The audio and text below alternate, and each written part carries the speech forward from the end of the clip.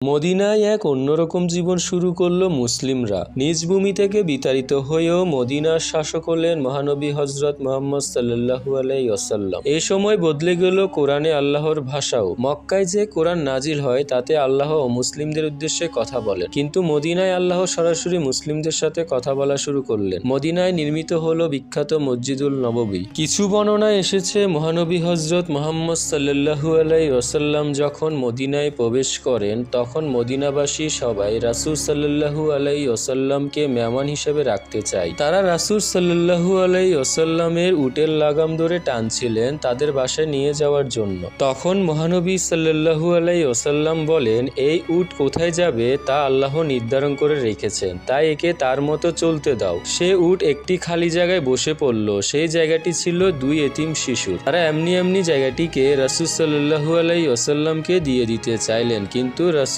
সাল্লাল্লাহু আলাইহি ওয়াসাল্লাম জায়গার প্রাপ্য দাম দিয়ে সে জায়গা কিনে নেন, আর এই জায়গায় নির্মিত হলো মসজিদুল নববী। হিজরতের পর আল্লাহ কোরআনে বিভিন্ন আইন দেওয়া শুরু করলেন। জীবন ধারণের জন্য যা যা প্রয়োজন তার দিক নির্দেশনা দেওয়া শুরু করলেন। এই সময়ে দেওয়া হয় ব্যবসার আইন, উত্তরাধিকারের আইন, রোজার নিয়ম, তালাকের নিয়ম সহ সব জটিল বিষয়। মুসলিমদের যখন এমনভাবে সময় যাচ্ছিল তখন কুরাইশরা দেখলো মুহাম্মদ সাল্লাল্লাহু আলাইহি ওয়াসাল্লাম একটা শহরের শাসক। এই বিষয়টা তাদের কোনোভাবেই হজম হচ্ছিল না। তারা আবারও শুরু করলো ষড়যন্ত্র। এবার তারা শুরু করলো সামরিক অভিযান, আর আল্লাহ মুসলিমদের নির্দেশ দিলেন আত্মরক্ষার, যার ফলে একে একে হলো বদর, উহুদ, খন্দক ও কায়বারের যুদ্ধ। খন্দকের যুদ্ধের পর কুরাইশদের সাথে স্বাক্ষরিত হলো বিখ্যাত হুদায়বিয়ার চুক্তি। যে চুক্তির অন্যতম এক শর্ত ছিল যে কুরাইশ বা তাদের কোনো বন্ধুগোত্র মুসলিম বা মুসলিম কোনো গোত্রকে আক্রমণ করবে না। আর এই যুদ্ধবিরতি চলবে 10 বছর।